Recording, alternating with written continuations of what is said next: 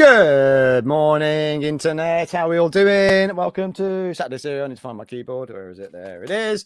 Yes, sorry. Yes, running late today. Had some things to get sorted out this morning. Life is life. Life needs sorting out.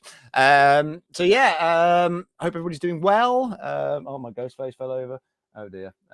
Yeah, you can live there then, ghost face. Yes. Right then. Yeah.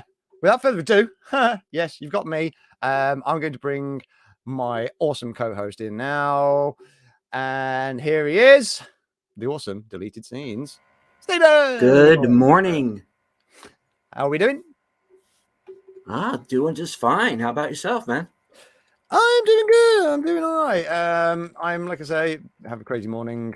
When don't I have crazy mornings? Like, but yeah, I'm good. I'm good. Just been getting some stuff sorted out this week. Should have a video up today about it, which should be nice. Bit more explanation for people there. But apart from that, no, I've been good. I've been good. You know, what have I been doing? Well, like I say, it's been a mad busy week. Trying to get certain things sorted out. But yeah. Like I say, I'm good though. I'm good. And good morning, Sherry. How are you doing? Good morning. So how's your week been, dude? What have you been up to?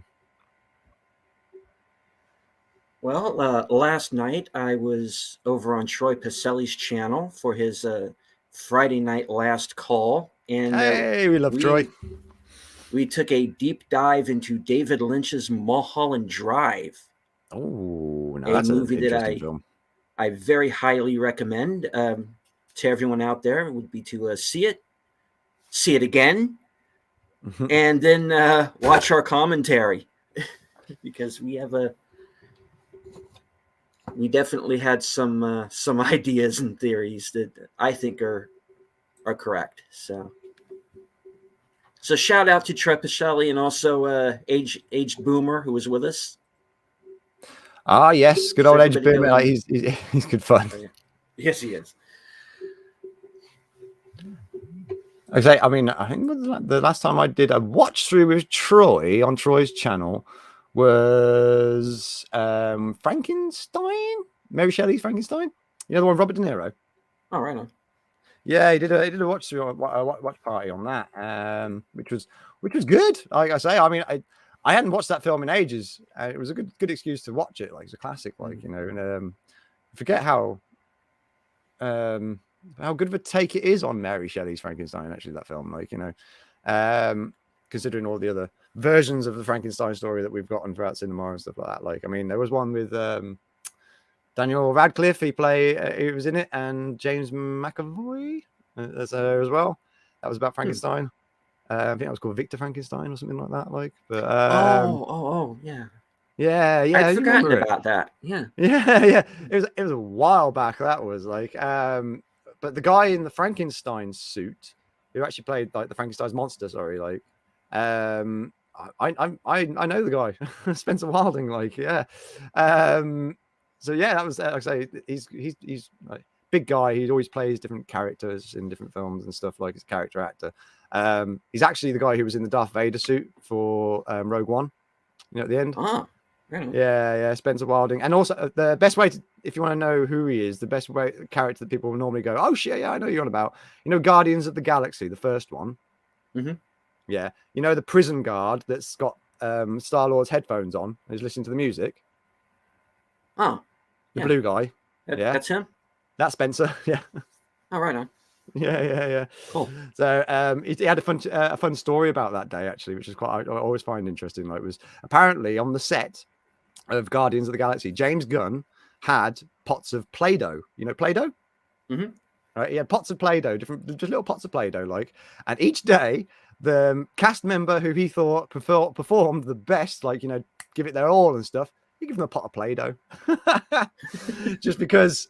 It's like that smell. I don't know what it is. That smell just reminds you of like childhood stuff. Like, you know what I mean? Oh, yeah. It's like that smell of Play-Doh.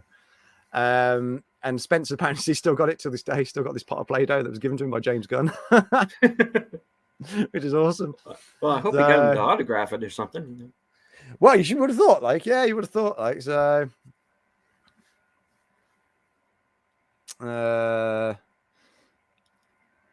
Good morning. Hi, everyone. Good morning, Matt. I love you very much. Tenses are high. We will get through this. Yes, we are going through a lot at the moment, like, because it's a crazy period for things that are coming up. So, yeah. But yes, thank you for joining us, Julie. Thank you for joining us. Yes, hello, Julie. Big loves. So, yeah. Well, what was I going to say then? I was actually going to say something. But yeah, we were talking about Play-Doh. Yep, Play-Doh. That was it. Like, so yeah, which when Spence told me that story, I thought it was quite funny because I actually had a little pot of Play-Doh that I used to keep just purely. Didn't used to do anything with it, just purely to smell it and occasionally just to prod it with my fingers, like leaf, like And when I found out that James Gunn was handing out pots of Play-Doh to like invoke that childhood like feeling in people whilst on set, like I thought that's genius, man. That's actually genius. But yeah, so yeah. So if Mulholland. So when you did your Mulholland Drive thing, like I mean, I've got to ask, like, did you have any sort of thoughts to the ending of that film? So. Oh, for sure. Yeah. Yeah. Without giving, well, I don't know if you can necessarily spoil Mulholland Drive because it's been around for a while. It's so layered. Well, yeah, not only the fact that it's been around for a while, that it's so layered that once you think you have it figured out, there are other things that can make you think, yeah, but what if? Yeah. This is the thing, especially if you talk about it out of context as well, because you probably won't give anything people away. Are going to be like, what the hell are you talking about? I always looked at it as the third act happens first. Mm-hmm. It's a bit, and then the rest of the movie is just going on. Yeah, it's one of those where it's there's definitely well, yeah, because you're dealing with a lead character who has a very fractured psyche. Mm-hmm. You're essentially watching this woman slowly snap over this, over the course of the movie. And when she's an unreliable narrator. Yes. Yeah. And that's definitely true. So there's that, and there's also David Lynch's commentary on Hollywood itself. It is this Hollywood machine and what it tends to do to certain people. Yeah. The Hollywood meat machine, as it were. Yeah, there's definitely a hierarchy. Oh yeah. Involved. Oh yeah. And there is, without going too far down that rabbit hole, there is kind of a Weinstein type character in it. Yeah. And I don't know if people pick up on that right away.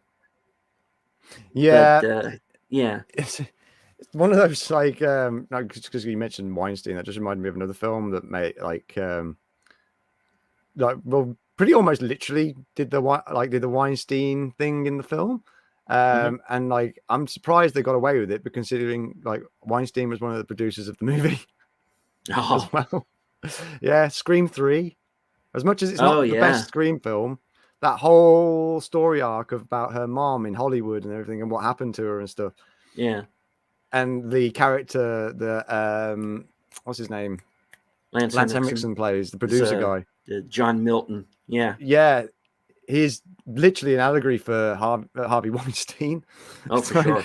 Yeah. And like, how they got away with putting it out there so blatantly like that. And Weinstein, it just went straight over his fucking head. You know what I mean? It's like they were telling everybody then, this is what's happening. So yeah, it was, but people just saw it as a plot device for a movie, and then art imitated life. You know what I mean? So, but yeah. Hollywood's a horrible place, man. It's a horrible place. I mean, I remember like back when I was young and like I was in like fresh acting and everything, like and starting to get into film acting and things like that. Like it was kind of like I had those aspirations of like I want to be in Hollywood, I want to go to Hollywood, I want to do all this, that, and the other. Like when I was a teenager and stuff. But god damn it, man! Like I'm like I'm in my mid-30s and now I'm like I really don't want to be famous. I don't want to be part of the Hollywood machine. I don't ever want to be part of that. Like because this is why I'm such a big supporter of what Ben Shapiro's doing with Gina and that, like by going and creating their own independent stuff, and everything like that. I mean, I that's what I feel that we need more spotlight on, is more of the independent work, and because the way that fame and Hollywood and everything's sold to the general public, like it's like I don't think it's worth it, man. Is it worth selling your soul? Good morning, Carl. How are you doing, buddy? Carl. Thank you for joining us. But then again, that's just my opinion. I know it's a bit of a strong opinion, like about selling your soul and everything like that. That's the way it feels. Oh, that's very much what that certain part of the like I said, the movie is so layered. There's so much going on. That's certainly part of it. It is about a woman who has sold her soul and what that does to her. And there's also another woman who may have done the same thing and how she just kind of la-di-da blows it off and kind of to her detriment. Yeah.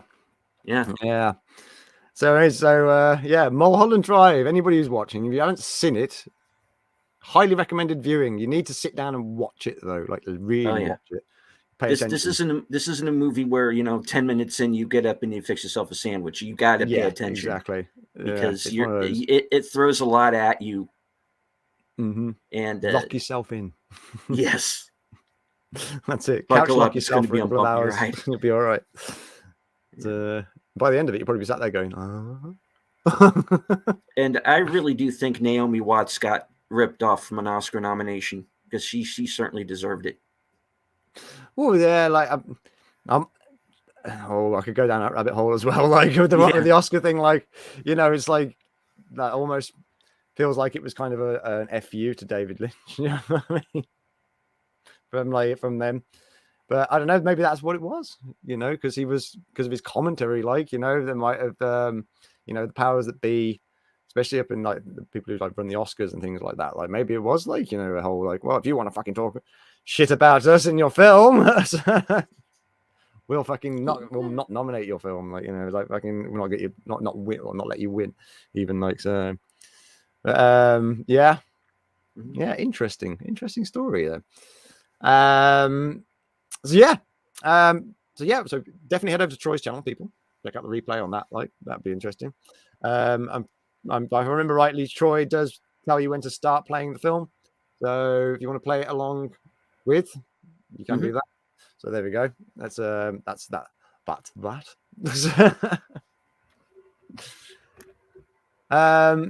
Cool. All right. So have you anything else happening this week, or shall we dive in to the movie news? Let's dive into the news, and we'll do the announcements at the end of the show when we know we've got everybody with us. Yeah, that's cool. Oh, one thing before we get going, like I have to say, happened yesterday. Rest in peace, Meatloaf. What a damn shame that we lost a legend there. I know he was very, very sick anyway, like, but it's a damn shame. I just wanted to put that out there. Like, rest in peace, Meatloaf. There we go. Okie dokie. Here we go then. So if you're new to Saturday Serial, I mean, Christ, we're on show 24 now, I think. Oh, welcome. What we do on this show, what we normally do on this show, sometimes we don't always do it, like sometimes we switch it up a bit. But the regular thing we do on the show is I go onto Google, type in the movie news, and then slap the filter to the past week. And then we have a look at the headlines on Google for the past week of entertainment and movie news. So let's get started. Boom. So this is the week's headlines according to Google News. Here we go. So top headline this week is go to place for film lovers. Birmingham's Electric Cinema reopens. Ah, yes, the Electric Cinema in Birmingham, which is like was opened in 1909, got shut down due to the pandemic. It's a very classic old cinema, like it's a beautiful old cinema, like and it got shut down obviously because of the pandemic and because it's an independently run thing, it's not a chain thing. They were struggling, but we just had the great news that it's going to be reopening. Like so, a historical cinema in the UK has been saved. Something nice. But yes, that's like I say, there's more UK news. So let's roll on to the next one. So, world's first space-based movie and entertainment studio set to launch in 2024, allowing actors and content creators to film above the Earth. What? Yeah. Oh God! Just as we were saying about Hollywood, now they're launching themselves into space. That's Spaceballs. Oh shit! There goes the planet. Yeah, you know, it's like I can just imagine that they're just going to employ a load of assholes, like you know. I can think of some people we can launch. Yeah. Oh yeah, there's a few people I'd like to stick in a rocket and launch them into the outer space. I can do an Icarus and fly them into the sun. Ooh. Anyway, yeah, talking of Eternals. Eternals is shit. I hate it. It's rubbish. Unnecessary sex scene. Anyway, that's enough of that. Next. Oh, here we go. Rotten Tomatoes. We'll probably end up going here, won't we? We normally do. So Robert Pattinson to star in Bong Joon-ho's next sci-fi project. Oh. Okay. That could be interesting.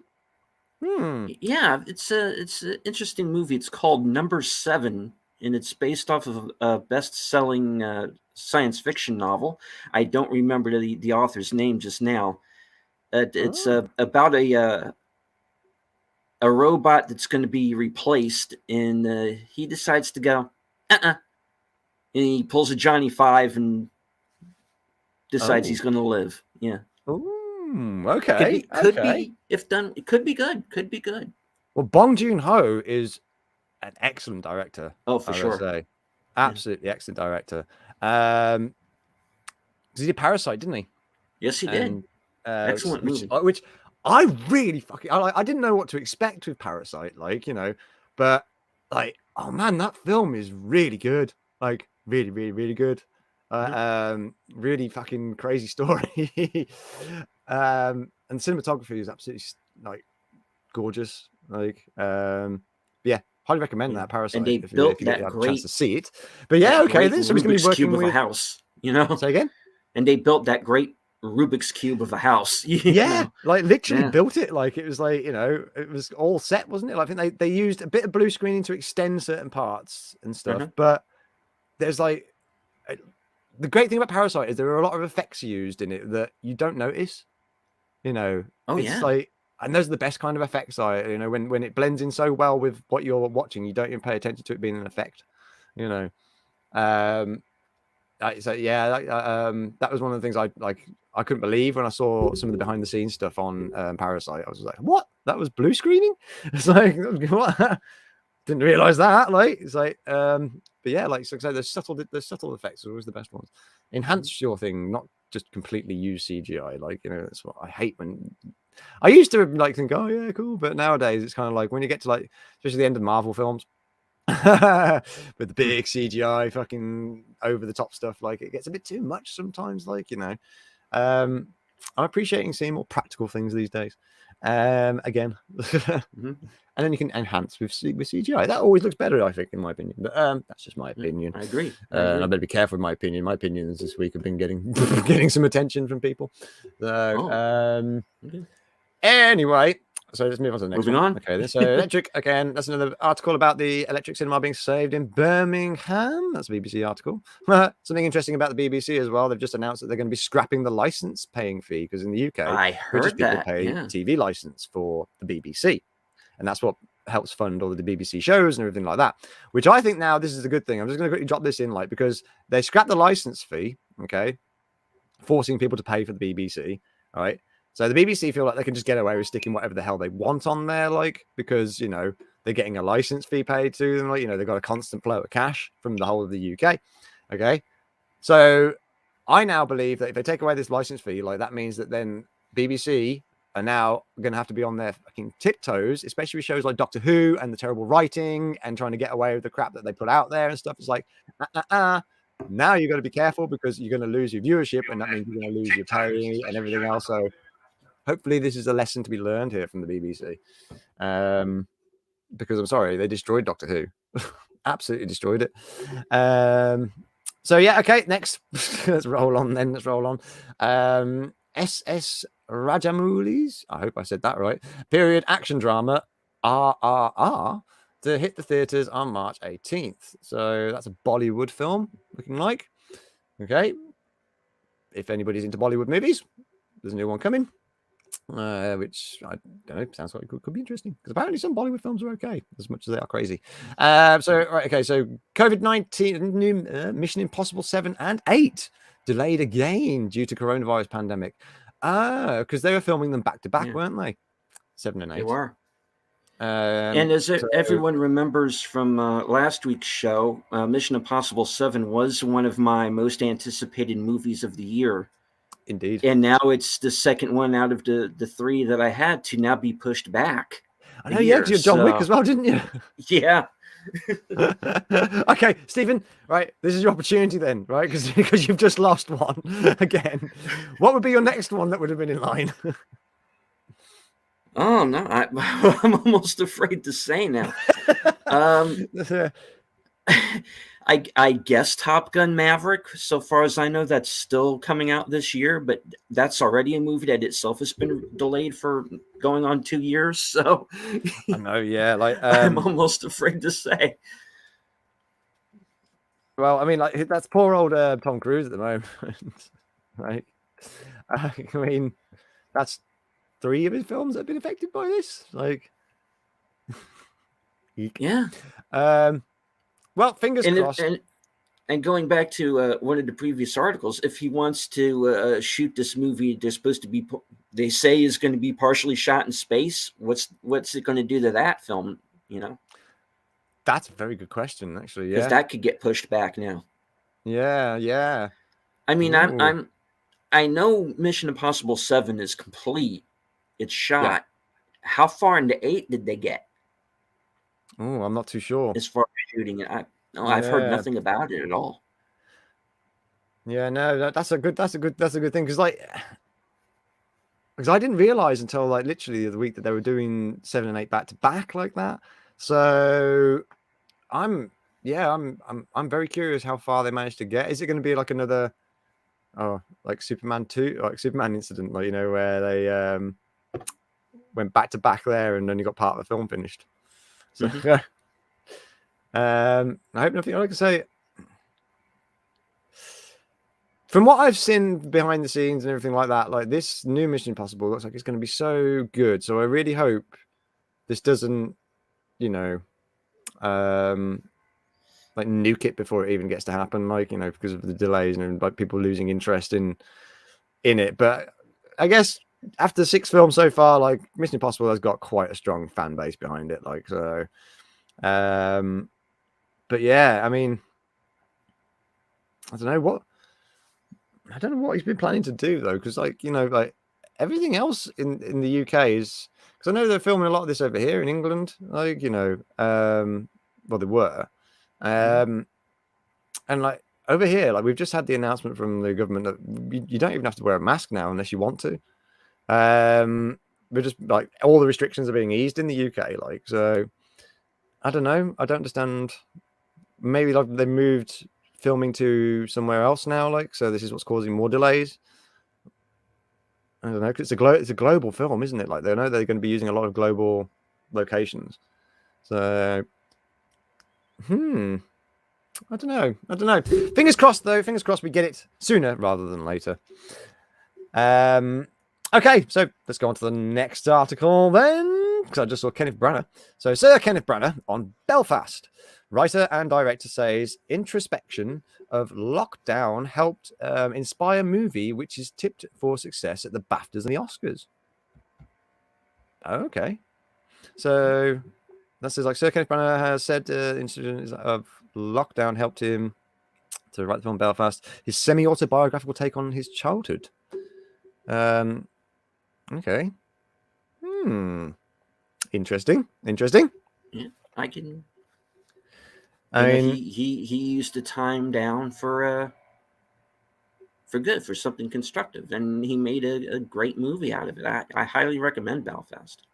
yeah. Yeah. There we go then. There we go then. So yeah, people get on that one. Like a similar thing happened. Like like lockdown was good for a couple of things. Like I mean, I think we can attribute Ghostbusters Afterlife's like success to the lockdown as well, because even Jason Reitman said like that when they went into lockdown, obviously, and everything got shut down. He said it was a blessing in disguise, because it gave him a chance to go back to the edit of the film and like go back over it, and then like give them more time to really, really, really do the effects like to a T. That's why that ending scene in Ghostbusters Afterlife was so well done, and it looked so good. I mean, the uncanny valley wasn't there. Like it was really, really weird. But because that sort of thing you always expect to go down the uncanny valley, but Afterlife really made me believe that was like, it looked so spot on, so perfect. It was just scary. But yeah, interesting. So looks like lockdown was a blessing for some, not so much for others. But yeah, cool. I'll have to check out Belfast then. So if it's a recommendation from you, Stephen, I'll take that one out. Alrighty. Okay. Push square. This is a new one. Okay, then. So Sony Pictures Classics acquires rights to movie being. Okay, so that's only part headline. So the world of the film is the first to be built using PlayStation's Dreams, developed by PlayStation Studios, multiple BAFTA-winning game studio, Media Molecule. So Sony are going to make a film using a PlayStation engine, huh? What? Okay. Well, that's interesting. Okay. Put a pin in that one and get back to it. Yeah, that's very interesting. Okay, so next we've got a couple of Screen Rant articles. So Screen Rant top article here. Dwayne Johnson says Black Adam movie training was hardest of his life. Well, that doesn't surprise me. I mean, I saw some of the pictures. The guy, Jesus Christ, he's literally just a walking ball of muscle now, isn't he? So fair play. I'm not surprised that it was the hardest training he's ever done. But okay, so final one then. Screen Rant. So Universal sued for cutting Anna de Armas scenes from Yesterday movie. Okay. So Rachel was a freelance movie / TV news writer for Screen Rant. It's just fucking telling us about the writer. So okay, so Universal. Yeah, have you heard this story? You heard it? Okay, what happened was there were a couple of guys who rented the movie believing she was going to be in it. I guess they're going to watch it for her. But she was cut out of the movie. So now they're suing Universal because she's not in the movie. It's literally like a dumb lawsuit. Yeah. Oh my God. This almost sounds as dumb as the fucking kid who was on the Nirvana Nevermind album cover trying to sue them now. It's like, what the fuck? Oh my God. Okay. Well, those guys are idiots, clearly. Okay, I'm more worried about the two guys splitting the $3.99 rental fee for them. No, yeah, like don't spend it all at once. My goodness. Last of the big spenders. No, yeah, they dug in deep there. Jesus Christ. I mean, Christ Almighty. If they want to send me a message, if you're watching this, guys, send me a message. I'll send you the $3.99. Right. God. Okay, so right, well, we'll hit the Rotten Tomatoes thing because I'm curious about that. But should we have a quick look at this PlayStation thing? Because I'm interested. How about you, Stephen? Yeah, let's give it a look. Let's give it a quick look. Okay. So, yes, I agree to your bloody cookies. Right, okay. So, Sony Pictures Classics acquires rights to movie being painted in PS4 game Dreams. Okay. After a tense and strenuous week, let's all exhale with an uplifting story about the power of video games.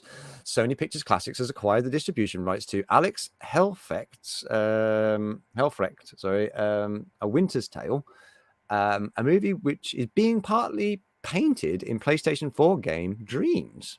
Okay. The extraordinary film is set in Bavaria during 1812 and follows the tale of a lovelorn poet who undertakes a hazardous walk across mountains, ice, and snow. Deadline explains, painted by the animation artist behind the Oscar-nominated Loving Vincent, A Winter's Journey, is a romantic and epic tale which blends live action with CGI and painted animation. Okay. The world of the film is the first to be built using PlayStation's Dreams, developed by PlayStation Studios, multiple BAFTA award-winning game studio Media Molecule. You can see some of the work on the film's official Twitter page. Oh, okay. Inspired by Franz Schubert's Winteries. Okay. A spokesperson for Sony Pictures Classics said, "We've never quite seen a project like A Winter's Journey before, which promises to marry world-class cinema and extraordinary painting techniques with one of the great song cycles in music history. Audiences will joyously embrace this unique theatrical experience." So producer Jörg Tittel has since confirmed that both PlayStation and Media Molecule are now helping out with the project, which is just phenomenal, really, isn't it? Okay, so apparently the PlayStation 4 game is powerful enough to do some really serious digital artwork. All right, so this is one of the pictures. This picture here is actually the picture from Sony Pictures Classics. That looks like an oil painting. That's really good. Okay. So definitely one to keep our eye on. Yeah, I'm curious how they're going to blend all these different medias then. That does sound like it could be quite interesting. So yeah. I'm gonna definitely give this one a peruse when I can. Definitely. Okay.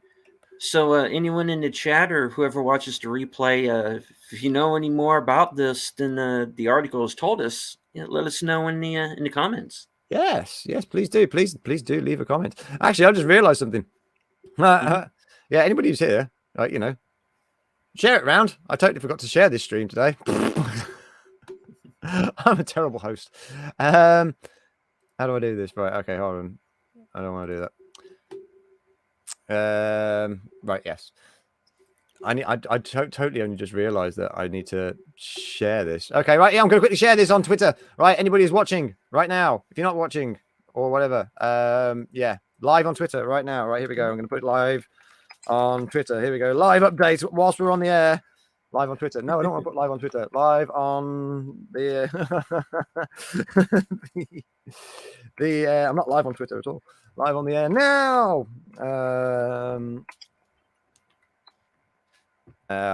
Yes, like, share, and subscribe, everyone. That's it. Totally. I've just tagged you as well, Stephen. There we go. Right there. No. Just because I only just realized that, I haven't actually been doing my job here, which is,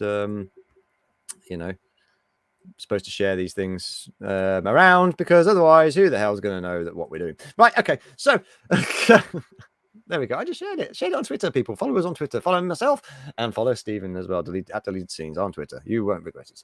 Anyway, let's go back to Rotten Tomatoes. Okay, then. So yeah, this is like the go-to thing normally, because Greg Dean Schmitz is pretty damn good at compiling a week's worth of fun little articles about the film and entertainment world. So let's have a look, shall we? The weekly catch-up by the awesome Greg Dean Schmitz. Thank you again, Greg. Okay, so this is the latest one this week. So we have got this, which is Robert Pattinson to star in Bong Joon-ho's next sci-fi project, and more movie news. We get sequels to A Christmas Story. Oh, Chicken Run. I know about that one. Girls Trip and The Meg. The Meg is actually getting a sequel. Holy shit. All right, and new projects from Tom Hanks, Anthony Mackie, and Daniel Radcliffe. Okay, cool. All right then. So let's get on to the first part. So this week's top story, according to Greg Dean Schmitz on Rotten Tomatoes, is Robert Pattinson to star in Bong Joon-ho's next film. There's our Pat's like looking sly. Okay, so after 91 years of only awarding Best Pictures to English language films, the 92nd Annual Academy Awards in early 2020, just before COVID-19 changed everything, finally broke the international drought with Bong Joon-ho's Parasite, which is a very, very good film, which won 4 Academy Awards for Best Picture, Best Director, Best Original Screenplay, and Best International Feature Film. In the 2 years since, there hasn't been much news about what Bong Joon-ho would do next. Again, the coup may have played part in that. But it appears he is preparing to make his next film with Warner Bros. Bong is now in talks with the studio to write, direct, and produce an untitled film based on the upcoming Edward Ashton novel, Mickey 7. Robert Pattinson, who will soon appear in the Warner Brothers' upcoming The Batman, is also in negotiations to star in the project.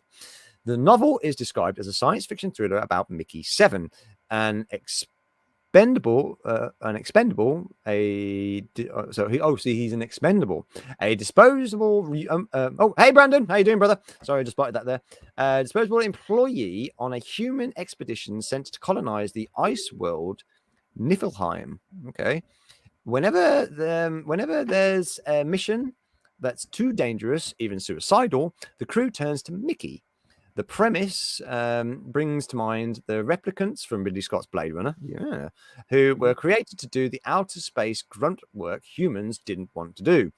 Bong Joon-ho's producing partners on the Mickey 7 adaptation will include Brad Pitt's Plan B, okay, which also co-produced Bong's Okja, which is another one, which is a fantasy sort of thing, like for Netflix.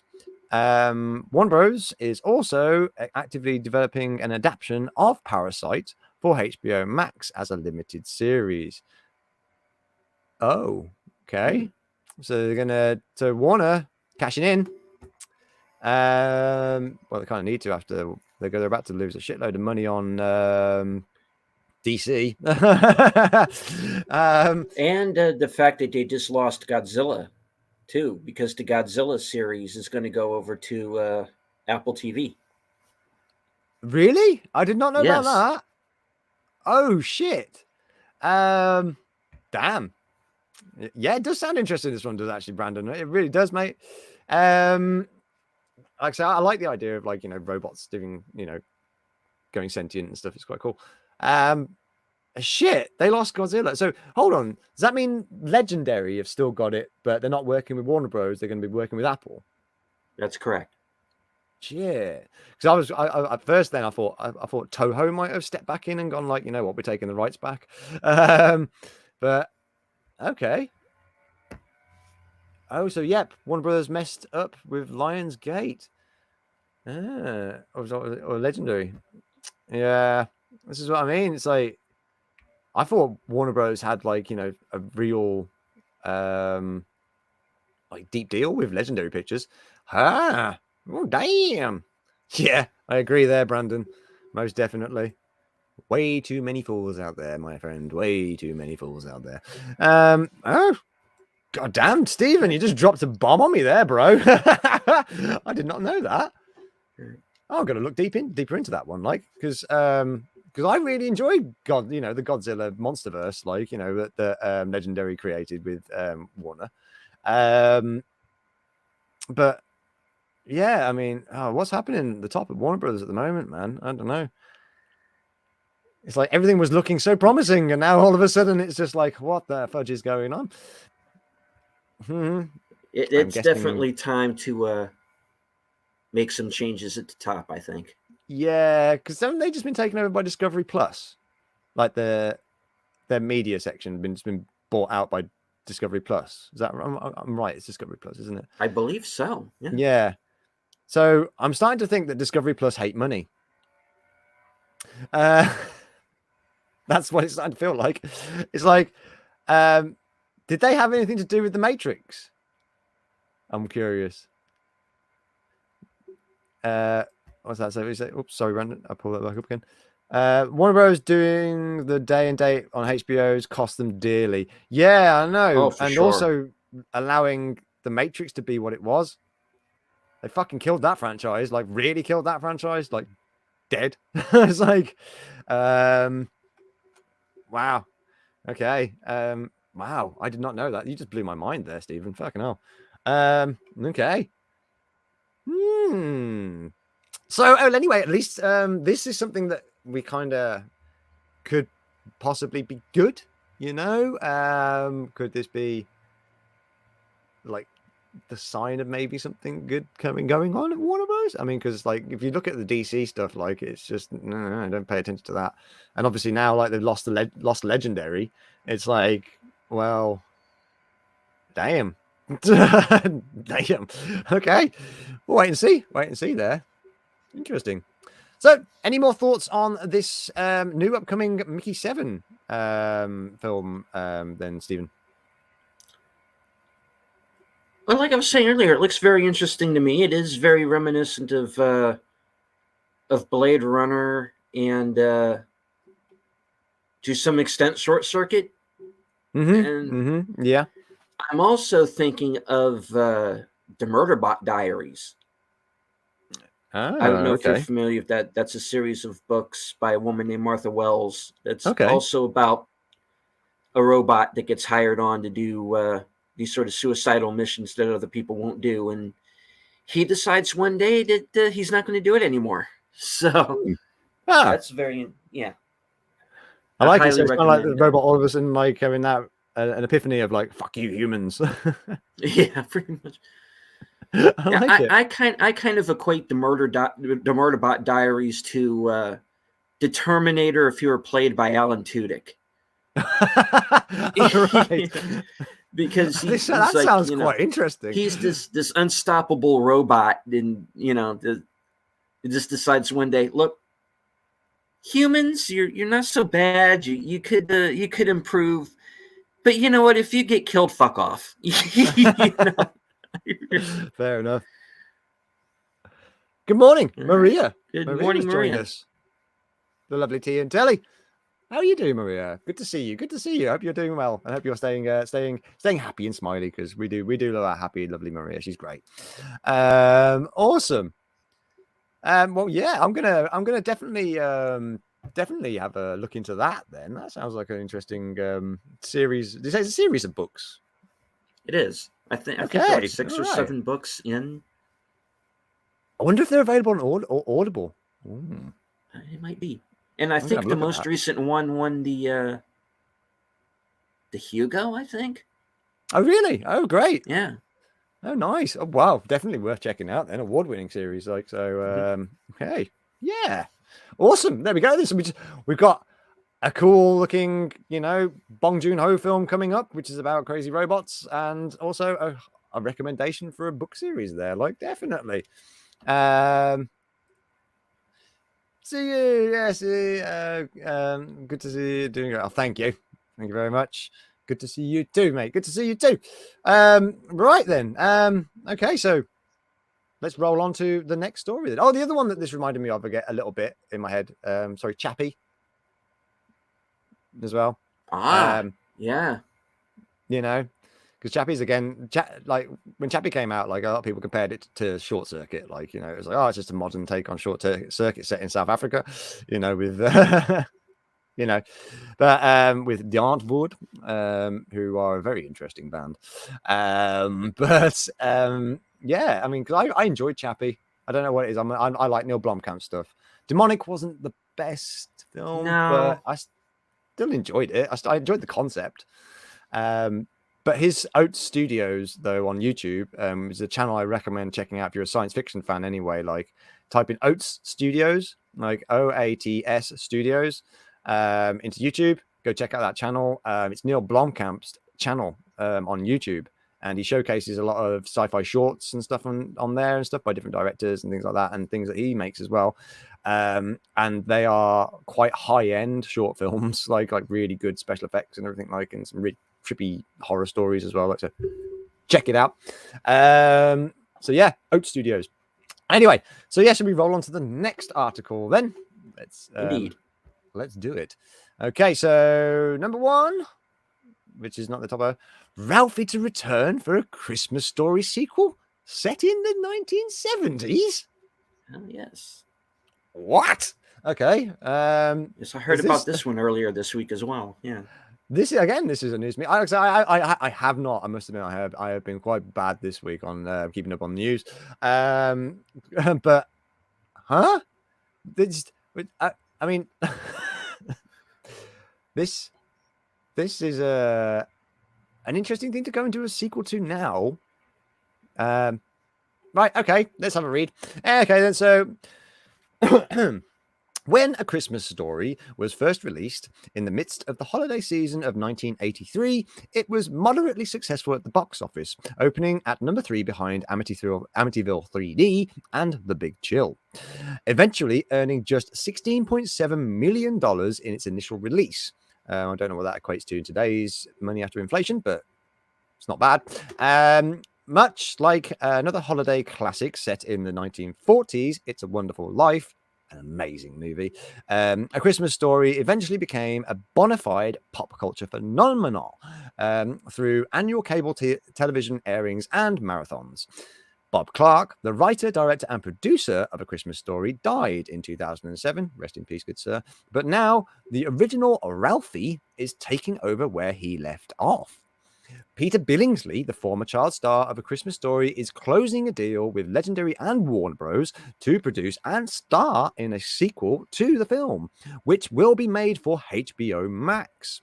The story will pick up Ralphie's story 30 years later in the 1970s, depicting how the now father reconnects with childhood friends, reconciles the passing of his old man, and callbacks to the initial film. No other cast members have been announced yet, but Collider reports that the roles of Ralphie's mother may be recast. A Christmas Story was filmed on location in Cleveland, Ohio, but the sequel will be filmed in Hungary, where production begins in February of 2022, so next month. The sequel, title still pending, will be directed by Clay Cattis of the Angry Birds movie. Okay, whose other holiday-themed projects include Netflix, the Christmas Chronicles, and Apple TV's Snoopy Presents for Auld Lang Syne. Okay, I saw that. Not sure how I feel about that. It's a classic. Leave it alone. I don't know. On the fence about that one. Could be interesting though. Well, yeah, I agree there. And how you doing, Ollie, as well? Good to see you, mate. Sorry, I just spotted that there, dude. Sorry. I agree there, Julie.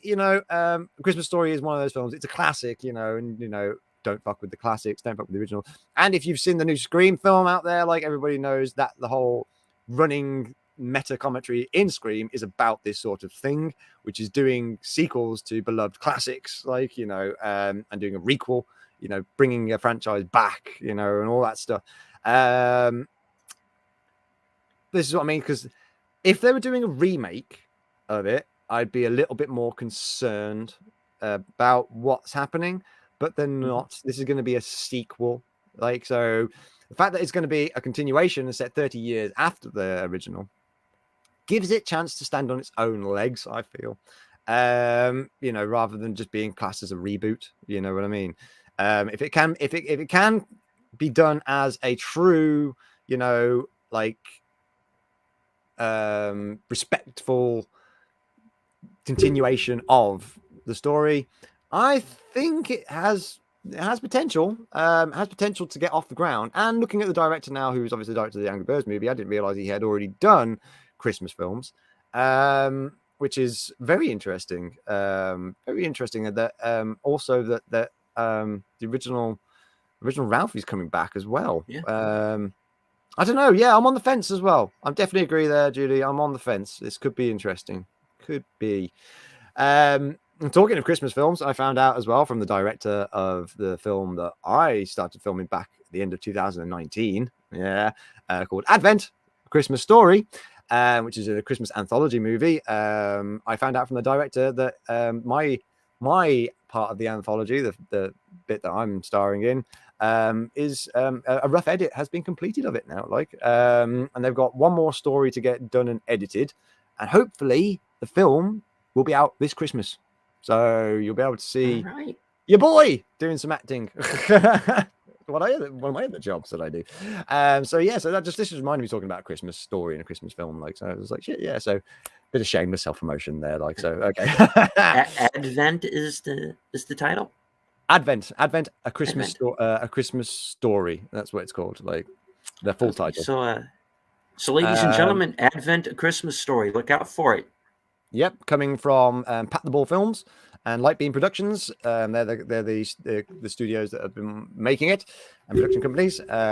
Directed by awesome directors Khushi Patel and Dave Hastings.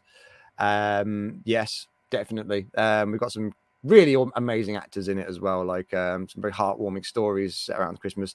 Some funny comedic stuff as well, because my story's got a comedic element to it and stuff, obviously. And yeah, like I say, we got a couple of really cool actors. Like I say, I don't know how well people, like my American audience, will know the TV series Hello, Hello, which was a British comedy set in the Second World War about the French resistance and stuff.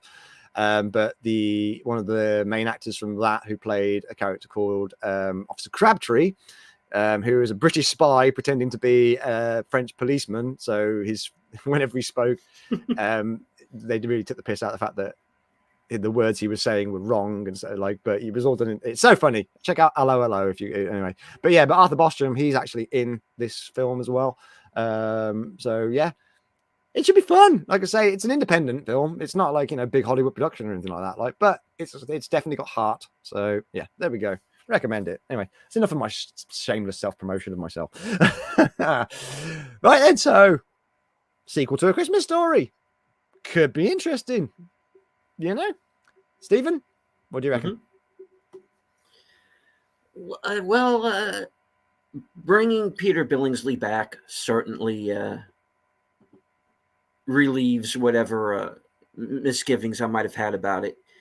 And that it is obviously a continuation to the original and not a reboot or a remake or anything of the sort. Peter Billingsley co-owns this production company with Vince Vaughn, so I'm wondering if maybe Vince Vaughn might show up in this movie as either a new character or a recast version of one of the old ones. Yeah, that could be interesting. Talking of Vince Vaughn, though, what was the last thing that Vince Vaughn did? He seems to have disappeared a bit. But again, Hacksaw Ridge. He was in that, and Hacksaw Ridge. Hacksaw Ridge, yeah. He was in that, and Brawl on Cell Block 99, I believe was the name of it. I think came around at around the same time. So okay, yeah. Well, yeah, interesting. That will be interesting if he does appear, make an appearance. But I'm curious about him making an appearance in a film this year as well. Actually, one of my top ones that I was looking forward to as well. Jurassic World Dominion. There hasn't been an official announcement or anything, but Vince Vaughn's character of Nick Van Owen from Lost World, he just disappeared, and he was quite a significant character because he was the reason the whole chaos kicked off on Site B, because he was the activist who was setting the dinosaurs free, wasn't he? So, and he would be classed as a legacy character. So I'm wondering if we're going to see a bit of Vince Vaughn appearing in Jurassic World Dominion. Could this be the year where Vince Vaughn makes a return? Good morning, Mr. Payne. How you doing, brother? Brawl on Cellblock 99 is definitely worth a watch. I love his acting in it as a tough action guy. Okay. Yeah. You don't expect. Yeah, I've heard some very good things about that one. I haven't seen it yet. But, okay. Well, yeah, that's definitely one to look forward to. Yeah, I'll check that one out. And like I say, I don't mind Vince Vaughn. I really don't mind him. I mean, I love Dodgeball. Dodgeball's one of my favorite films. Like, you can dodge a wrench, you can dodge a ball. Yeah. Cool. All right. So yeah, curious then. So another one to watch. We will keep up on the developments here and what happens with this because you know, it's a Christmas story. Why not? All right then. Let's roll on to the next story. Are you ready for the next one? I am. Let's do it. Okay, number 2. Oh, yes, I did yes. see something about this. Fuck me, this is really cool. So Daniel Radcliffe to get really weird in the Weird Al Yankovic biopic. Apparently Daniel Radcliffe is going to be playing Weird Al. All I'm saying is the curb stop scene in Cyber 99 is gruesome yet amazing. Oh, Yeah. okay. Sounds interesting. Right. So Daniel Radcliffe is going to be playing Weird Al. This should be fun. Yeah, I did see this announced. I saw something pop up. I didn't go too deep down the rabbit hole because I did kind of think it was going to come up today. So let's have a look, shall we? Okay, so in 2010, Funny or Die poked fun at the musical biopic genre with a spoof trailer for a film called Weird, with Aaron Paul starring as parody pop star Weird Al Yankovic. Those involved with that trailer could not have predicted the explosion in popularity of the genre in the ensuing years. As it turns out, Weird Al Yankovic will indeed get his biopic called Weird, the Al Yankovic story. Which will also be produced by Funny or Die, directly from the streaming app Roku. Oh, okay. So already Weird Al Yankovic himself will be portrayed by England's former boy wizard, Daniel Radcliffe. It's not yet known if any of the stars in the original trailer, like Gary Cole as his dad, Mary Steenburgen, whatever, as his mom, Olivia Wilde as Madonna, or Patton Oswalt as Dr. Demento, will reprise their roles in the feature film. Weird Al Yankovic co-wrote Weird the Al Yankovic story with Eric Appel, who created the original spoof trailer and who will also direct the feature. Filming is scheduled to start in Los Angeles in early February this year. Okay. So Weird Al getting his biopic. I mean, I remember UHF. Like, I thought that film was really funny when I was younger because it was just so stupid. Look, that's a line from the film. That is actually as well. Stupid! They're so stupid. Sorry. Okay, yeah, okay. I'll watch it. I mean, it'd be interesting to see Daniel Radcliffe doing an impression. I'm for this. It's kind of hard picturing Daniel Radcliffe as Weird Al because Weird Al still, for his age, he still looks pretty good. You just have him play himself. Yeah, But hey, I've got to think that they're going to make some sort of joke out of the fact that it's Daniel Radcliffe playing Al. This is not going to be a straightforward narrative movie. I can't see that happening. So I heard someone say earlier this week who had seen Weird Al's VH1 Behind the Music. Yeah. And they said there's not really anything in his life that was like any kind of career-altering event, and then tragedy struck. Well, my album didn't sell as well as the last one. It was double platinum instead of triple platinum. That's like, aside from the fact that he lost his parents so close together like he did. Oh, no, it's a tragic. Yeah, nothing really. That's been the only real roadblock in his career, really. Mm-hmm. No, it's like it's Weird Al. Everybody loves him. So everybody loves Weird Al. Exactly. It's like I'm looking forward to that. The more I hear about this movie, and maybe they will get the people who did the Funny or Die trailer to be in it. So that would be good. That would be good, actually. I'm pretty sure they'd be up for it. I mean, those actors aren't really doing a lot at the moment. So Yeah. yeah, I'm looking forward to this. This should be fun. This is going to be one to keep our eye on. Definitely. So we'll see what the casting calls are as they roll out. So yeah, we'll check it out. Definitely check it out. Hello, Courtney. Just stopping in to thumb the thumb. I can't stay, but hi, Matt. Hi, Stephen. Hope you have a groovy day. You too. Definitely, Courtney. Hope you have a groovy day. Thank you for stopping by. For sure. And thank you for showing us some Thank you. love.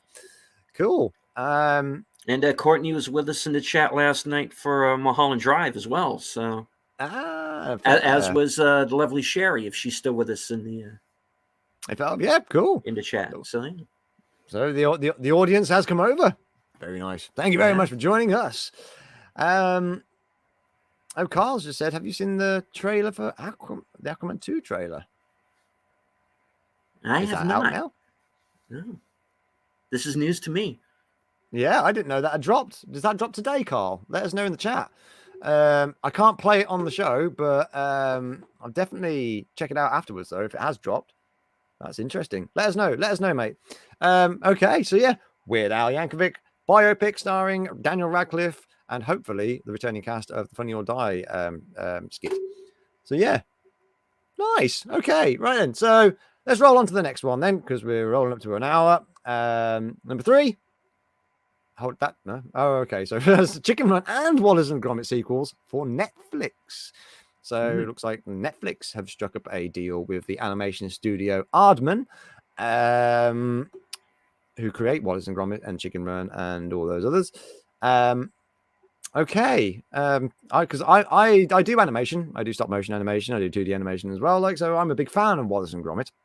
Wallace and Gromit was really what got me into stop motion animation when I was a young kid. Like I say, I mean, I loved all the Ray Harryhausen things and stuff like that, but I didn't realize, I didn't see the stop motion there because it was like stop motion with live action and stuff like. Whereas plasticine claymation, which is Wallace and Gromit, is what got me into stop motion animation. So yeah, Nick Park, absolute legend.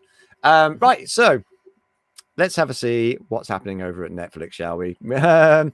So the streaming business has definitely become much more competitive in the last few years with expansion of several new services. But the granddaddy of them all, Netflix, continues to steadily make new deals for future content. This week, Netflix announced its plans to partner with the stop-motion production company Aardman, which will include the sequel Chicken Run, Dawn of the Nugget in 2023, and a new Wallace and Gromit feature film in 2024. The original Chicken Run came out some 22 years ago now, in 2000, Jesus, featuring a largely female and British cast along with a rooster named Rocky, who was voiced by Mel Gibson, and who will be voiced by Zachary Levi in the sequel. Oh, they're not bringing Mel Gibson back? No, the two leads from the original are not coming back for this one. What the hell? All right, okay. So another voice recasting will be Rocky's romantic interest, Ginger. Yeah, Thandie Newton will be taking over from Julia Sawala. And Game of Thrones star Bella Ramsey will be voicing Ginger's daughter. Okay. So they're changing the voices. I hope. Okay. All right, then. The new Wallace and Gromit doesn't yet have a title, but the premise is that Wallace invents a smart gnome, oh God, that seems to develop a mind of its own. As events spiral out of control, it falls to Gromit to put aside his qualms and battle sinister forces, or Wallace may never be able to invent again. The Wallace and Gromit feature in 2024 will come nearly 20 years after the most recent films, 2005's Wallace and Gromit and the Curse of the Were Rabbit. This is what I like about Wallace and Gromit, is like they take horror and like thrillers and stuff like that, and then give it the claymation spin, like, because like The Wrong Trousers is like an awesome thriller, you know, but it's like it's done Wallace and Gromit, you know, it's like, you know, you got like a crazy penguin jewel thief like who dresses as a chicken, you know, it's it's just insane. And like, you know, was it a matter of was it a matter of life and bread or something like that, or I can't remember what the one was where the female character in it was a serial killer who was taking out bakers, and she was like trying to get Wallace and stuff. Wallace and Gromit is really, really good. So this one, Yeah. sounds like it's going to be like Wallace and Gromit's version of Child's Play. which I'm I'm really curious about this. That one will be fun. I'm a little disappointed that Chicken Run is not bringing back the two original voice actors like Mel Gibson and as it Nadia Sawalha, Julia Sawalha, sorry. Yeah, I'm wondering why they've decided to recast the voices. I don't know. I mean, they've got everyone else back everyone who is supporting. Oh yeah, all of the supporting actors are coming back, but not the lead. That is very, very interesting. Well, you know, I did like Chicken Run, so yeah, I love Chicken Run. Like, I was a very big fan of the character Mac, so I'm happy to see it. The original actors there is coming back to revoice Mac. So that's awesome. Yeah, like I say, anything Aardman does, I love it. I love the Aardman stuff. Like you go watch Angry Kid and like just their Creature Comforts. You can watch all those on YouTube. Actually, Creature Comforts, where they're basically doing interviews with like pets, and they're like claymation puppets, like, but they're funny, like, because it's like the pets are like talking like your average person would, as if they're being interviewed about like life things, and they're just so funny, and like just generally wholesome. Like, so yeah, check those out on YouTube if you get a chance, people. Yeah, okay then. So okay. As much as I'm not a fan of Netflix, because I don't like the people at the top, but you know, I love Wallace and Gromit. So this is you know, and I love Aardman. So this might get me to watch Netflix again. I don't know. We'll see. But yeah, okay. We'll see, yeah. Cool. Right then. Any other thoughts on that one, Stephen, before we roll on to the next one? No, I think we're good. Okay, better late than never on the sequels, but yeah, okay. Yeah, you know. Aardman is. I'm a fan of Aardman, so yeah. Definitely worth a look. Something to look forward to, because Wallace and Gromit's always good, and like, you know, hopefully this sequel to Chicken Run is just as funny as the original. So okay, Carl. So it's just a teaser, apparently. Right. Okay. I'll check that out after the show then, Carl. Definitely, man. Right. They've got to be close to getting a full trailer, because I think they finished filming Aquaman, haven't they? Yeah. Okay. So let's roll on to the next one then. Number 4. Tom Hanks teaming up with Mark Forster for A Man Called Ove. Okay. This is a remake. Oh, it's a remake. Oh, okay then. Okay then. So here we are then. So most novels that appear on the New York Times bestseller list are by English-speaking writers, but every once in a while, an international author has a crossover hit. One example of that was in 2013, when Swedish author Fredrik Backman had a surprise international hit with A Man Called Ove, which was on the New York Times list for 77 weeks, crikey, and sold over 7 million copies worldwide. The comedic novel about a cranky curmudgeon whose life is changed by his new neighbors, was then adapted as a Swedish film, in 2015, which was nominated for 2 Academy Awards for Best Foreign Language Film and Best Makeup and Hairstyling. Okay, in 2017. Later that year, Tom Hanks attached himself to star in an English language adaptation of A Man Called Ove, which he was co-producing along with his Playtone partner, Gary Goetzman. Whose experiences in the 1970s inspired Paul Thomas Anderson's Licorice Pizza, incidentally. Development on the remake took several years, but A Man Called Ove is now ready to start filming later this year under the direction of Mark Forster. Okay. So I have no idea what that book is about. I'll be completely honest. Any ideas? No, not really. Haven't read the book. I missed out on the original movie, which I understand is quite good. Oh. So See, this is the first again, first time hearing of this. I didn't even hear of the original film, so I must admit I am a little out of touch with foreign cinema. But yeah, okay. now Tom Mark Hanks. Forster, he's an interesting director because he never does the same movie a second time. Well, the two films that they've listed for him after, well, credited to him after his name here, Finding Neverland and World War Z, pretty quite opposite films. And also Monsters Ball, and he also did Quantum of Solace, the Bond film. So, Which is actually one of the okay Bond film, the Daniel Craig ones. Okay. Mark Forster reminds me a lot of another director, Peter Yates, who also did like a wide spectrum of films. He would do like an action film, and then he would do like a fantasy film. He did Kroll. Okay, I think he directed The Friends of Eddie Coyle as well, which was about 10 years before that. And then he did one of the Harry Potter movies. So, yeah. Well, there we go then. So I like those directors that you can't really pin down. You have the guys like Tarantino or Scorsese. You kind of know what you're getting into with them, but with Mark Forster or somebody like Peter Yates, you don't always know where they're going to pop up. Yeah, I like that. Yeah, so the directors that refuse to be typecast, I kind of like it. Yeah, yeah. This could be a good one. Definitely check that out then. Definitely want to watch. A Man Called Ove. Okay then. So yeah, Tom Hanks and Mark Forster. Okay, so interesting. And obviously this is a remake as well, so you can go and check out the original one if you can find it as well. Have you seen? And even better yet, read the book. Yeah, or read the book. Yeah, read the book even better. Have you seen the statue in Preston of the wrong trousers? Oh, there's Preston in the UK. There's a statue of Wallace and Gromit. Okay, that's cool.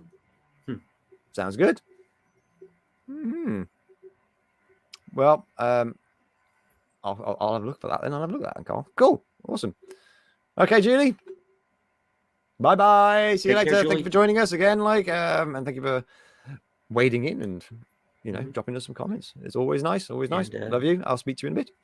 And Julie has her own channel, FYI. So anybody in the chat who has not yet subscribed, I have left the link in the chat.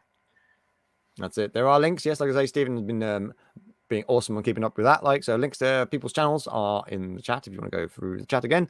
And yeah, go and hit some subscribe buttons. There we go. Awesome. They are making a new film. It will take 2 years to film. The Wallace and Gromit one, yeah, I can imagine because stop motion animation is tedious, very, very tedious, and to do a feature length film in stop motion takes quite a while. Yeah, cool. All right then. So let's roll on to the next one then, shall we? Here we go. So number 5, Anthony Mackie to direct civil rights drama Spark. Okay. So this is it's going to be another politically charged movie. Here we go. All right. So unlike many of his former MCU co-stars, Anthony Mackie remains attached to reprise his role as Sam Wilson, aka Falcon, aka the new Captain America, in future Marvel Studio projects like Captain America 4. There is, however, no current release date for Captain America 4 or any other confirmation of when a project featuring Mackie might start filming. So the actor is currently in a position where he can commit to other projects without having to fit it into the time-consuming world of the Marvel Cinematic Universe. And so Anthony Mackie is now attached to make his feature film directorial debut with a historical drama called Spark, about the experience of the civil rights pioneer Claudette Colvin, who in 1955 was arrested at the age of 15 for refusing to give up her bus seat. Yes, very famous. 9 months before Rosa Parks did the same thing in the same city, Montgomery, Alabama. The role of Claudette Colvin will be played by Sania Sidney, I said that right, who recently starred as Venus Williams in King Richard. Oh, okay. Yes. Sydney will also soon be seen as Sasha Obama in Showtime's The First Lady, starring Viola Davis as Michelle Obama. Okay, so Showtime are doing a Michelle Obama biopic. Okay. Interesting. Okay, so Mackie's directorial debut as well. So this could be interesting. This could be very, very interesting, actually. And aiming high, because most actors, when they turn to directing, they'll do like a small character drama.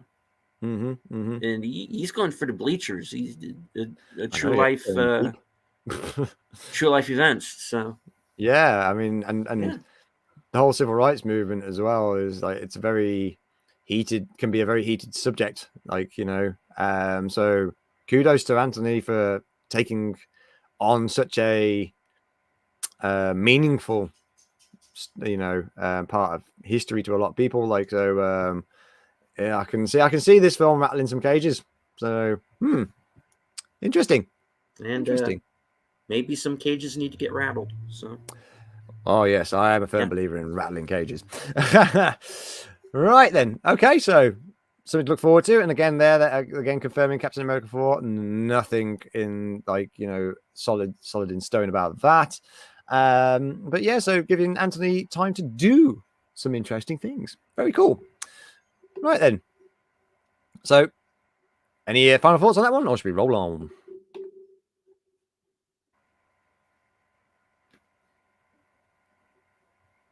Yeah, Steve? I think you've said it all. It's that's it. Okay, cool. I was muted there for a second. Yeah. It's all good. It's all good. Right then, let's continue then. Okay. Oh fuck. Yeah. Just this is Disney strikes again, folks. We're getting a live action Aristocats. No. Okay. So I love the Aristocats. Aristocats is a good film. Okay, all right. So the Aristocats to be adapted as live action film. Well, did they not learn from Dumbo and the Lion King? I mean, come on. Right, here we go. So last year's Encanto was the 60th official feature film from Walt Disney Animation Studios, in line that dates all the way back to the 1930s. Many of those classics have, in recent years, been adapted into live-action films by the studio, and the latest to get the treatment is 1970's The Aristocats, which, for those keeping count, was the 20th Disney animated feature. The story of a family of French cats who discover they're about to inherit a fortune is reportedly being adapted in a similar style, similar to the Disney Plus feature film Lady and the Tramp. Which may refer to the fact that the live action dogs in the film were, in fact, computer animated. It's not yet known if the Aristocats is being developed as a theatrical feature or if it will debut directly on Disney Plus, like Lady and the Tramp. The screenplay by Will Gluck, who wrote Peter Rabbit and Annie, and Keith Boonin, who of Onward, may aim to update the way some of the characters are depicted, as Disney Plus drew attention to 2020 for slapping negative depictions labels on the Aristocats when it debuted on the streaming service. Yeah. Oh God. I'm predicting this is going to suck. I don't know what else to say there. This is a bad idea. Why can't Disney, right? Do fresh things, do new things, stop remaking your classics. It's lazy. This doesn't need to happen. No. Yeah, like Lady and the Tramp, didn't need to happen. Like Dumbo, didn't need to happen. Fucking Lion King. They called the Lion King live action and the entire thing was CGI. That's not live action. It was completely fucking pointless. So, oh, yeah, screw this. Yeah, screw this film. Yeah, this is And I don't like dumping on a movie that basically hasn't even been made yet. But Yeah. there is no need for this. Yeah.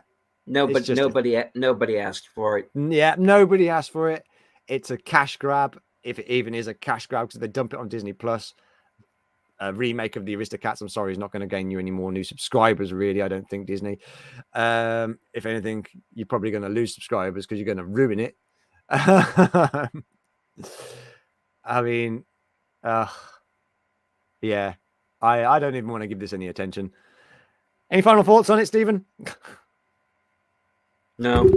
No. Yeah. This Right. is, Let's move swiftly on from let's that. move on. Terrible idea. Yeah. Okay. So, Girls Trip sequel preparing to hit the road yet again. I haven't seen Girls Trip. I must admit. But that's Queen Latifah, Jada Pinkett Smith there. What's that other actress at the end? She was in Scary Movie. I don't know who the lady is in the middle. So, hello, Age Boomer. Welcome. Yes. Did anyone see the Lady in the Tramp remake? I put it on and then turned it off. Because I like the original Lady in the Tramp. You know, the original Lady in the Tramp is a classic love story. You know, CGI remake, live action remakes is just it's just pointless. Just yeah. I don't think anybody's bothered with it really, Boomer. So yeah, screw Disney's remakes. That's all I'm saying. A Girls Trip. Anyone in the comments in this one? Because there's got a sequel coming. Here we go. So right, producer Will Packer is currently preparing for his next big project of putting on the next Academy Awards. Okay, as the Omicron variant continues to spread. Yeah, I know. And to promote the event, he appeared today on Good Morning America. The morning show isn't known for breaking news that hasn't already been reported elsewhere, but that's exactly what happened when Packer revealed that a Girls Trip sequel is underway, with all the stars of the first film expected to return. So Girls Trip, which is actually certified as 92% fresh on Rotten Tomatoes, was arguably a surprise box office hit in 2017, and it featured a breakout performance from Tiffany Haddish, who has been quite prolific in the 5 years since. Haddish's co-stars include Regina Hall, Queen Latifah, and Jada Pinkett Smith. Will Packer also made the news this week for producing a new heist film called Love and Theft for Universal Pictures. Okay. I don't know about that one, that Love and Theft. Girls Trip, I haven't seen personally. But it did well in 2017. Again. So I don't know if I'm looking forward to this because I haven't seen the original. Have you seen it, Stephen? I haven't. I know it's a female version of The Hangover. That's kind of really all I know about it. Okay. So gender bent Hangover, basically. Yeah. Well, my best guess on it would be if you enjoyed the first movie, give the sequel a look. If you didn't, probably not. You know. Yeah, I can imagine that. Yeah, with all the returning cast and stuff like that, like if you were a fan of the original, this is probably going to be up your alley. As for me, I don't have an opinion on it because I haven't seen the original, so I can't comment. I am curious though about Will Packer doing a heist film called Love and Theft. So yeah, you heard of it, Boomer? You heard of it? So I've never heard of it. Yeah, like I say, I never heard of it too, but apparently it did well. So yeah. You agree as well there? Yeah. Yeah. I'm more curious about good luck to the cast of Girls Trip 2. Hopefully yes, it'll be all the best to them on that, and fingers crossed it does well for them. And yeah, I'm going to be looking into Love and Theft now. Cool. Interesting. So let's quickly roll on to the next one then, because none of us have got an opinion on this one then. Okay. Oh, hello. So number 8, John Cena and Alison Brie are going freelance. Okay. So the buddy movie is a popular subgenre of action comedy that dates back at least as far back as the 1970s, and which has combined many different types of people together, from Silver Streak to Rush Hour and Stop or My Mum Will Shoot. For a new action comedy called Freelance, the combination of unlikely partners will be John Cena, currently starring in HBO Max's Peacemaker, and Community and Glow star Alison Brie. Cena will star as an ex-Special Forces operator who's desperate to escape his humdrum life, who takes on a job providing security for a journalist played by Brie, trying to interview a dictator until a military coup breaks out during the interview. Okay. Freelance will be directed by Pierre Morel of Taken and Peppermint. Okay. When filming starts later this month on location in Colombia. John Cena and Alison Brie co-stars will also include Alice Eve and Martin. Martin, how do you say that last name? Sokas? Sokas? Yeah, I'm guessing the season. Quinn from Into the Badlands. Aha. Yeah. Right. So, a buddy cop, sort of a buddy movie film. This could be fun. Could be fun. Like, see, John Cena, I know he gets a lot of hate, right? He gets a lot of hate because of like his China thing, like, and stuff. But I find him really funny. I don't know what it is. When he does comedy, I think it's just because he's such a muscle-bound dude, like, you know what I mean? He's a big, like, and then when you see big dudes like that doing funny stuff, it just makes it even more funny. I don't know why. But I really enjoyed him as Peacemaker. I think really funny. Yeah, he's done some good stuff. Like Beverly Hills Cop is the best buddy cop movie. Yeah, Beverly Hills Cop and Lethal Weapon as well. For sure. Yeah, Lethal 48 Weapon. Hours comes to mind. Which one? Sorry. 48 Hours. Oh yeah, with Nick Nolte, isn't it? Nick Nolte and Eddie Murphy. Yeah. Eddie Murphy. Yeah. Damn, because I did two of those as well. They did 48 Hours and another 48 Hours, didn't they? Like, yeah, I totally forgot about that. Again, that's two films I haven't watched in a while. But yeah, awesome films. Yeah, the buddy cop film, the buddy films, like, you know, I can agree, like Beverly Hills Cop and all those other films and stuff like that, like, you know, they're excellent, man, and they are. I don't think the trope has been done too well in recent times. I think, you know, the 80s and the early 90s were like the ultimate time for the buddy cop and the buddy films sort of thing. Like, you know, sure. There was a lot of dynamic duos that came out of that era. But yeah, okay, yeah, I'll watch this. I'll watch it. Yeah, I'm willing to give it a try. Have you seen Peacemaker yet?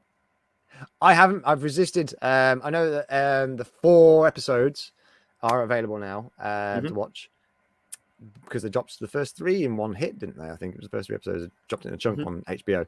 But I haven't actually caught up with it yet.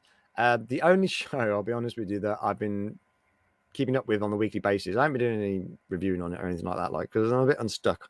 But Book of Boba Fett, I've been watching that. There are some things about that series that I agree with some people on about hating it, but I'm actually having a lot of fun watching it. It's good fun. It's good fun, I feel. It's an interesting take on Boba Fett, but it's just fun. It's Rodriguez fun, you know. So I haven't been watching anything else really.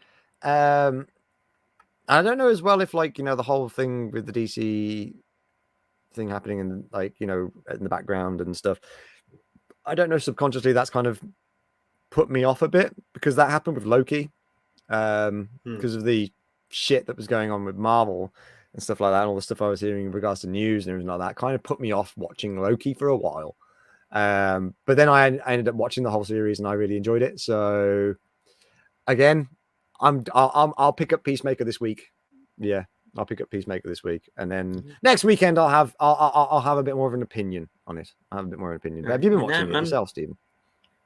Not yet, but maybe that's something we can do in the future. Maybe review the first batch of episodes.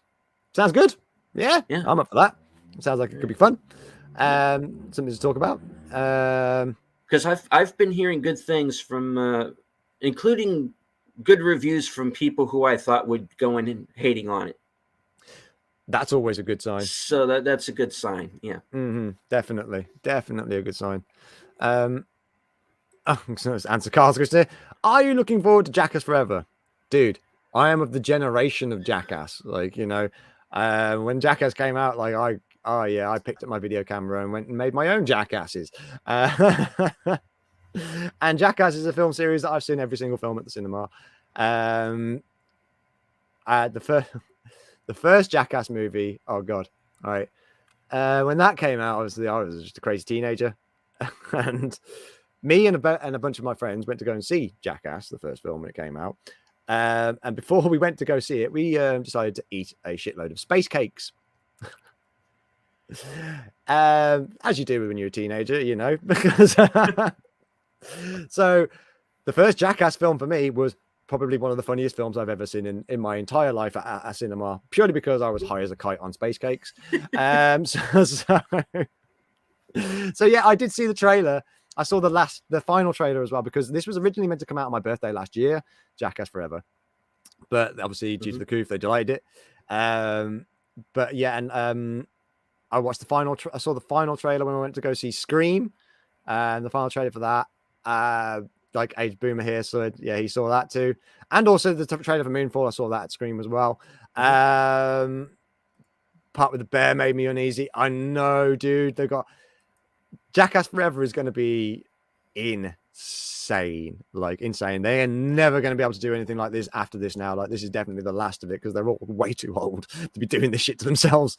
You know, I'm pretty sure insurance companies and stuff like that look at them every time and just go, no.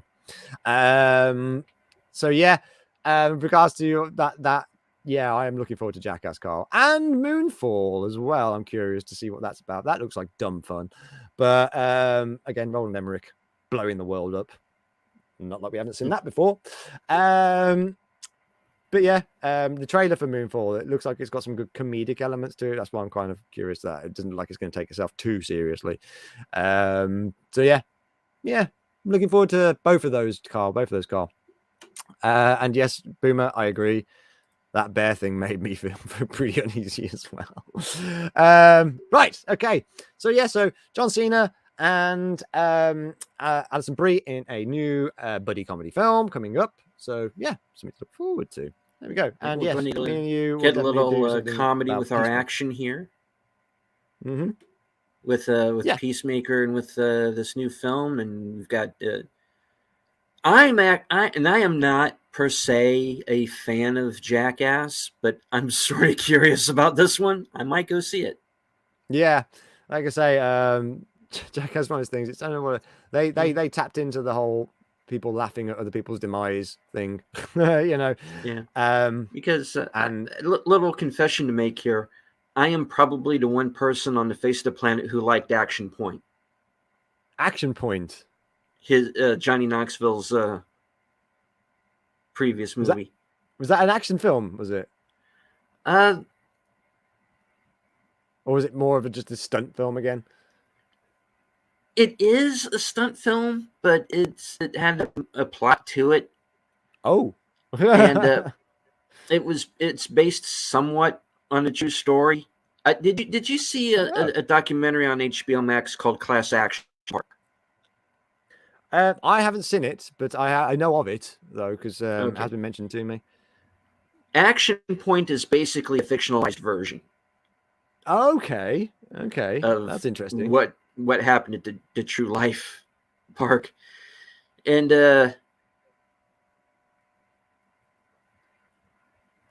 really deep down, it's a story about a guy trying to reconnect with his daughter. Okay. But really what it's about is he gets to fall on his face and not die. Okay. Fair enough. You know. Was it a riff on Action Park, the most lethal theme park in the world? Yes. It was a riff on Action Park. Yeah, and Action Park is what the Class Action Park documentary is about. Yeah, say because I do know of Action Park. I mean, Jesus Christ! Yeah, and every review on Action Park was just, "Oh, this movie's awful. It's the worst thing Johnny Knoxville's ever done." I saw it and I laughed my ass off through the whole thing. I mean, granted, my reason behind watching it is a bit of a tragic backstory. I don't want to bring the chat down too far, but it's the first movie I saw after my father died. Oh, okay, fair enough. So I was just looking for something that was totally stupid, that I didn't have to think about too much. I get you. And this came away from it I genuinely laughed at it. I thought this wasn't just, I'm taking pity on a bad movie. I genuinely liked it, but I'm probably the only person who did. I'm gonna go check it out now. I'll go check it out because I haven't seen it myself. Like, I didn't know, because I know of that. I know of Action Park, and as does Age Boomer, it seems, as well, because he went to Action Park as a child. Crikey, I'm so happy you're still with us, Age Boomer. Yeah. So it's got a well-deserved reputation. Yeah, it does. It very much. I remember it from the time. Yeah. Well, yeah. Well, okay then. So I'm gonna check that out. I'm gonna go check that out, man. That does sound like it's good fun. Mm-hmm. Right then. So let's roll on to the next one then, because we are well over an hour and a half here in the show. So Jason Statham ready to go back in the water for the Meg 2. What? Meg was one of those films that I didn't think I was going to enjoy. I thought it was just going to be really dumb, and I wasn't wrong. But I enjoyed it. Like, it was dumb, but fun. It's so over the top and like ridiculous that you can just switch. Like, again, it's one of those films that you can just switch your brain off, like, and just sit back and watch it. Like, because there's a lot of scientific inaccuracies and things like that in that film. Like, but it's just hilarious to watch a giant shark. Yes, this is very true. Anything with Statham is like he just doing his his gruffly British thing, this is my terrible impression of Jason Statham. But yeah, so yeah, let's have a read, shall we? Let's have a read. So here we go. All right, so this is actually the last article as well. So this is the final article on Rotten Tomatoes Weekly Catch-Up. So here we go. Movie fans who regularly read columns like the Weekly Catch-Up are probably used to the notion that they might not see a movie announced one week until several years later. But some movies take longer than others. Hey, T-shirt historian, how you doing, bro? Thank you for joining us. So one of the recent films that finally emerged after the longest time in development was 2018's giant shark action thriller, The Meg, which has only got 46% on Rotten Tomatoes, because it's not a great film, but it's just fun. Anyway, so yeah, which actually got its start way back in the 1990s. So The Meg apparently did well enough it managed to earn over $500 million worldwide to receive a sequel. But fans of the original won't have to wait nearly 20 years, as The Meg 2 will start filming in the UK next week. Oh, Christ. Okay, they're going to be filming over here. With Jason Statham returning to reprise his role for the first film. The Meg 2 has a few key production differences, however, as the first film was produced mostly in New Zealand and was directed by John Turteltaub. I hope I said that right. While sequel will film at Leavesden Studios in England and will be directed by Ben Wheatley of The Kill List and High Rise. The Meg 2 continues a franchise that is an adaptation of a series of 8 novels by author Stephen Alton. And as one might expect, we'll see Jason Statham's character once again facing off with a giant prehistoric megalodon shark, as one does. Right. Okay. I'll watch it. Good morning, JS. Good morning. Thank you for joining us. Yeah, I'm going to watch it. I know this sounds like it's going to be cheesy as hell, but yeah, I'm down for it. I'm going to get so much fucking shit for this, like, for saying that probably, like, but I enjoyed the first Meg film. Yeah, so did I. Yeah. I'm actually quite excited about this. Can't believe they're filming it in England, of all places. We're not exactly very tropical here. We're quite a fucking long stretch from New Zealand as well. So are you looking forward to Transformers Rise of the Beasts and the Marvels and Guardians of the Galaxy Volume 3? Black Canary, Old Guard 2, Rebel Moon, and the return of the Rocketeer. Crikey, almighty Carl, you just dropped a load of them on us right there, mate. Transformers Rise of the Beasts, I'm not really that fussed about because I kind of lost it with Transformers. If it crosses my path, I might watch it, but I'm probably not going to pay to watch it. The Marvels, I don't care about. I really don't care about. I'm sorry. Anything with Brie Larson, I really don't care about. The only thing I'll be looking forward to in the Marvels will be the return of Monica Rambeau, who showed up in WandaVision because she was awesome. But yeah, Guardians of the Galaxy Volume 3, yes, I'm looking forward to that. I am looking forward to that because it's a Guardians film, and James Gunn, I love James Gunn. Black Canary, didn't know they were doing a Black Canary. And again, the way that things are going with DC and the DCU at the moment, and them totally tearing apart the Justice League. Yeah, Black Canary, I don't know. I'm not too fussed. Old Guard 2. I'm down for that one. I haven't actually watched the Old Guard yet, though. Rebel Moon. Which one is that? You have to remind me. I'm not too sure. But The Return of the Rocketeer. Again, a film that could be interesting with modern tech. Modern, cinematic tech. We'll see. We'll see what happens there. But yeah, like I say, out of those films, the most excited one that you just mentioned there, dude, probably Guardians of the Galaxy. Guardians of the Galaxy is the one I'm looking forward to. Yeah. Guardians 3 and I like the Old Guard. I'd be willing to give a sequel a chance. Who's in the Old Guard again? Charlize Theron was in that one. It was on That's Netflix. It. Yeah. It's isn't it like a spy sort of thing?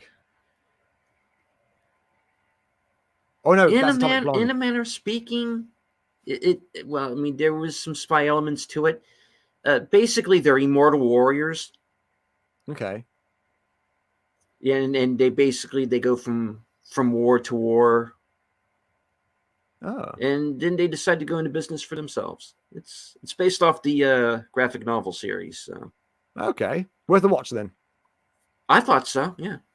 Okay, there we go. I'm going to check that one out as well. The Old Guard. It's kind of think of it as there are 5 John Wicks in the same movie. Oh, they're all on God mode and they can't die. Oh wow! Okay. Yeah. So that sounds like it could be fun. A lot of mayhem. All right. Yeah. Then sign me up. I'm on board for that. Sounds like my sort of thing. Awesome. Okay. So that's it then. That's the weekly catch up. We have gotten through all of the latest articles from the past week. So yeah, some interesting stuff there. Again, a couple of bits that I'm curious to see how it pans out, like Return of a Christmas Story, being one of those, to see how that turns out. Should be interesting. That Mickey 7 as well. I'm very curious to see how that turns out. Yeah. Happy to hear they're doing a sequel to the Meg. I didn't think that would happen, but yeah, okay. Yeah, an interesting week for news this week, I'd say. Yeah, not bad. So, any final thoughts on final thoughts?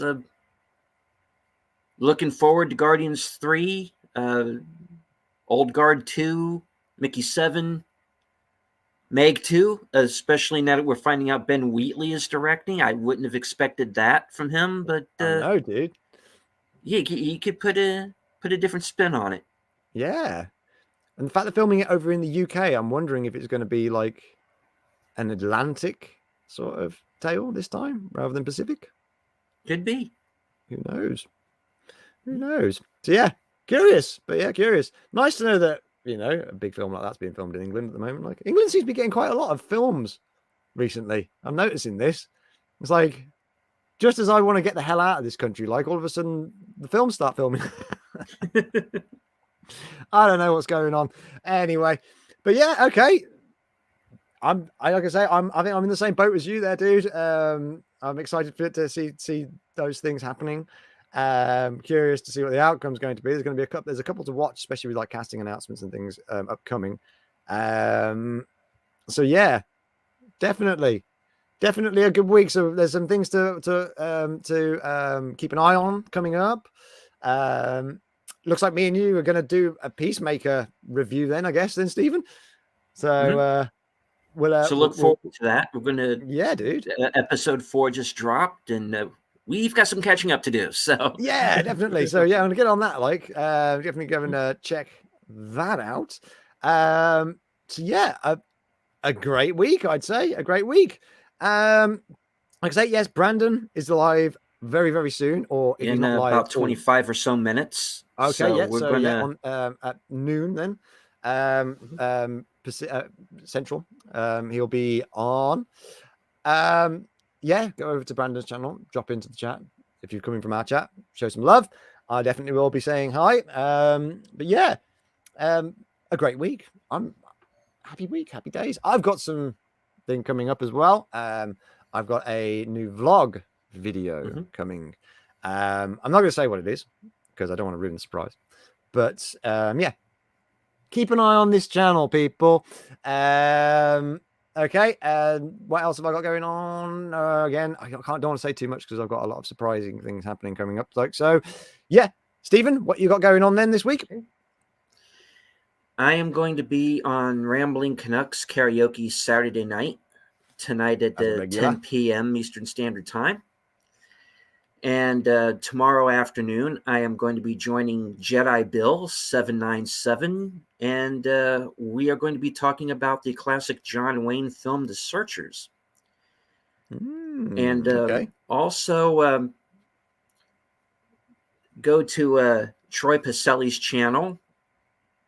Aged Boomer and I joined him on a deep dive of Mulholland Drive, and I'm really proud with how that stream turned out. And also check out that movie. That's my big recommendation for the week, is go back and see David Lynch's Mulholland Drive. Then see it again. There we go. And then write a 10-page report on it that I want to see on my desk by you will be graded, Monday people. morning. You will be graded. But yeah, go and show Troy some love. Like I say, Troy's got an excellent channel as well. Well, you'll see, like I say, Age Boomer on there, like, and you know, you'll see us randoms dropping in and out as well. Yeah, sequential movie news. When did you join us, JS? Like I say, this is Saturday Serial. Like I say, yes, head over to Brandon as well, please. Now, go check him out. All the other links that are going through the chat that Stephen has been dropping as the show has been going, please go and check them out and show some love, show some support. We need to, you know, support the smaller YouTubers out there. Okay, yeah. So Carl, okay, thanks. Have a great weekend, both of you. Thank you for joining us, Carl. You're an absolute legend, and we hope to see you next week. Lovely Sherry. And we also had lovely Sherry with us today. Thank you very much again for joining us. You also have a great day. Yeah. Yes, thanks to everyone who joined us in the chat today. You're real troopers. Thank you for being here. Yep, Julie, Brandon, you know, JS, who else we had dropping in here? Ollie, Mr. Payne, crikey, Age Boomer. My goodness, we've had a good chat today. Courtney, you know, yeah, Maria from Tea and Telly. Maria from Tea and Telly dropped in. How lovely is that? Yeah, a great stream today. Thank you very much for all of the people who joined in. She-Hulk. Yeah, okay, I'm looking forward to that. Okay, right then. So that's it then. I haven't got anything else to add. Stephen, do you have anything else to add? No, I think that about wraps it up. All right then. So let's get ready to do the outro. Peppy, what the fuck are you doing? Yeah, exactly. So right, it's goodbye from me. And what's that? Legend of the White Dragon. Carl, we're closing the show and you're dropping things on me, bro. We've been going for like 6 hours. Yeah. I'm not I'll look familiar into with this. I'll that look into one, this. so Carl, yeah, save we'll this have to up look for into it. next week's show. Jump on early and drop Okay. these things to us, like, and we'll jump on it, like, yeah. Yes, and thank you for We the have Joe sub, Sports JS. subscribed. Thank you very much, my friend. Thank you very much. Big love. Thank you for the sub. Right then, right, I'm going to sign off because it's nearly 2 hours been going now, like, and I've got some stuff I need to get on with.